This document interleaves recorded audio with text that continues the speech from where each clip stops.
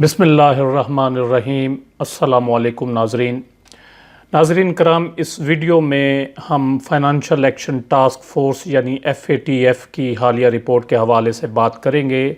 लेकिन तफसील में जाने से पहले आपसे गुजारिश है कि अगर आपने हमारा ये चैनल अभी तक सब्सक्राइब नहीं किया तो जल्दी से इसे सब्सक्राइब कर लें ताकि आपको हालात हाज़रा और मालूमात से भरपूर वीडियोस देखने को मिलती रहें। तो आइए नाज़रीन, सबसे पहले देखते हैं कि FATF है क्या। नाज़रीन कराम, फाइनेंशियल एक्शन टास्क फोर्स यानी FATF एक बैनुल हुकूमती इदारा है जिसका क़याम 1989 में अमल में लाया गया था। इस इदारे का बुनियादी मकसद ये है कि बैनुल अक़वामी मालियाती निज़ाम को दहशत गर्दी, काले धन को सफ़ेद करने और इस किस्म के दूसरे ख़तरात से महफूज रखा जाए और इस मकसद के लिए कानूनी, इंज़बाती और अमली इक़दामात जो है ना वो उठाए जाएँ। इस तंज़ीम के 35 रुकन ममालिक हैं जिनमें अमेरिका, बरतानिया, चीन, फ़्रांस जैसे बड़े बड़े मुल्क शामिल हैं और इस तंज़ीम में इंडिया भी शामिल है। अलबत्ता पाकिस्तान इस तंज़ीम का रुकन नहीं है। इस इदारे की वेबसाइट के मुताबिक ये एक पॉलिसी साज इदारा है जो सियासी अज़्म पैदा करने के लिए काम करता है। इसके रुकन ममालिक का इजलास हर 3 साल बाद होता है जिसमें ये देखा जाता है कि इसकी जारी करदा सिफारिशात पर किस हद तक अमल दरामद हो रहा है। 9/11 के बाद FATF की ख़ास तवज्जो जो है वो दहशत गर्दी के लिए रकूम फराहम करने को रोकना हो गया है और ये इदारा मुख्तलिफ़ मुल्कों के कवानीन पर भी नज़र रखता है और इनमें खामियों को दूर करने के लिए मशवरे देता है, तजावीज़ देता है।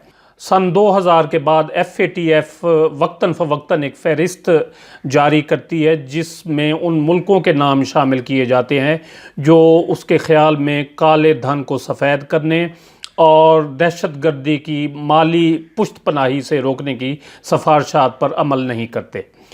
FATF ने रीजनल ग्रुप्स भी बनाए हुए हैं जिनमें एक एशिया पैसिफिक ग्रुप नाम का एक ग्रुप शामिल है। ये फाइनेंशियल एक्शन टास्क फोर्स यानी FATF का एक रीजनल ग्रुप है।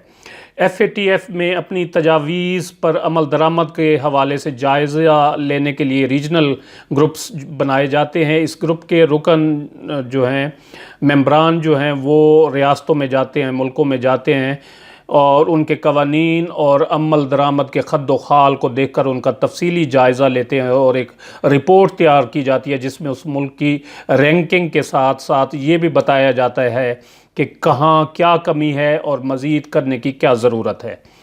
तो हाल ही में APG ने एक रिपोर्ट पेश की है। रिपोर्ट के मुताबिक पाकिस्तान ने इंसदाद मनी लॉन्ड्रिंग यानी मनी लॉन्ड्रिंग की रोकथाम और दहशत गर्दी की माली मुआवनत रोकने के लिए 40 में से 4 तजावीज़ पर अक्टूबर 2018 तक अमल नहीं किया था और ये जो रिपोर्ट मीडिया में गर्दिश कर रही है और जिसके हवाले से काफ़ी बहस मुबाहसा जारी है, ये APG की पाकिस्तान के बारे में अक्टूबर 2018 तक की रिपोर्ट है। यानी पाकिस्तान के उन इक़दामात का जायज़ा लिया गया है जो पाकिस्तान ने अक्टूबर 2018 तक उठाए थे और इस अरसे के बाद मज़ीद 1 साल का अरसा गुज़र चुका है और PTI की हुकूमत और वज़ीर आज़म इमरान ख़ान ने इस हवाले से काफ़ी ठोस इक़दामात उठाए हैं और इम्कान है कि पाकिस्तान के हवाले से बुरी खबर नहीं आएगी।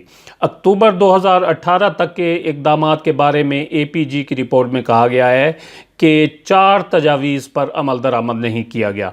जिन 4 तजावीज़ पर अमल दरामद नहीं किया गया वो कानूनी इंतज़ामात, बाहमी कानूनी मुआवनत और गैर मालियाती कारोबार और पेशों से मुतल्लिक कानून साजी, उनकी निगरानी और उनके कस्टमर्स से मुतल्लिक मालूमात जैसी तजावीज़ शामिल थीं जिन पर रिपोर्ट के मुताबिक पाकिस्तान ने खातिर ख़्वाह इक़दामात नहीं लिए। रिपोर्ट के मुताबिक 9 ऐसी तजावीज़ हैं जिन पर पाकिस्तान ने मुअस्सर तरीके से अमल दरामद किया। तहम 26 तजावीज़ रिपोर्ट के मुताबिक ऐसी थीं जिन पर जुज़वी तौर पर काम किया गया है और सिर्फ़ एक शोबा ऐसा है यानी एक तजवीज़ ऐसी है जिस पर पाकिस्तान ने हदफ को हासिल किया है और ये मालियाती इदारों के मालूमात खुफिया रखने से मुतल्लिक कवानीन के बारे में है। ماہرین کے مطابق جزوی عمل درآمد کا مطلب یہ ہوتا ہے کہ ان تجاویز کو سامنے رکھتے ہوئے قانون سازی ہو چکی ہے، جو کہ اہم ترین قدم ہے اور یہ ثابت کرتا ہے کہ ریاست سنجیدہ ہے۔ اس لیے جزوی عمل درآمد ہونا بنیادی طور پر ایک مثبت پیش رفت ہے۔ ماہرین کے مطابق جزوی عمل درآمد ناکامی میں شامل نہیں ہوتا۔ اب آتے ہیں اس بات کی طرف کہ یہ رپورٹ پیش ہونے پر انڈیا میں جشن منایا جا رہا ہے اور کہا جا رہا ہے کہ پاکستان ناکام ہو گیا اور FATF پاکستان کو بلیک لسٹ کر دے گا۔ انڈیا اور اسرائیل کی سازش جو ہے وہ کامیاب ہو گئی۔ انڈیا کے وزیر دفاع راجناتھ سنگھ نے اس حوالے سے پچھلے دنوں ایک بیان دیا تھا کہ پاکستان کو عنقریب بلیک لسٹ میں ڈال دیا جائے گا۔ تو بھائی گزارش یہ ہے کہ ہر بات میں سازش انڈیا اسرائیل سازش کامیاب ہو گئی، تو کیا آپ کے دماغ میں بھوسا بھرا ہوا ہے؟ آپ بھی کر لو سازش۔ ہم نے اپنے کرتوتوں کی طرف توجہ نہیں دینی اور ہر بات میں سازش ڈھونڈنی ہے کہ یہ اسرائیل کی سازش ہے، انڈیا کی سازش ہے، اسرائیل اور انڈیا مل کر سازش کر رہے ہیں، لہٰذا ہماری ذمہ داری ختم۔ اور بھائی انڈیا تو ہے ہی ہمارا دشمن ملک اور اس نے ہر ممکن کوشش کرنی ہے کہ وہ پاکستان کو بلیک لسٹ میں ڈلوائے۔ آپ جب ہر جگہ کھڑے ہو کر مودی کو ہٹلر سے تشبیہ دیں گے، اور اس میں کوئی شک بھی نہیں ہے کہ وہ ایسا ہے، اور آپ RSS کے فاشسٹ نظریات کو بے نقاب کریں گے، تو بدلے میں وہ یہ تو ہمیں نہیں کہیں گے کہ آپ ٹھیک کہہ رہے ہیں، بلکہ وہ تو ہر ممکن کوشش کریں گے کہ پاکستان کو نقصان پہنچایا جائے، پاکستان کو بدنام کیا جائے، FATF کی بلیک لسٹ میں ڈلوایا جائے۔ بھائی اگر چور کو بھی اس کے منہ پر چور کہا جائے تو وہ بھی برا مان جاتا ہے، حالانکہ وہ ہوتا چور ہے۔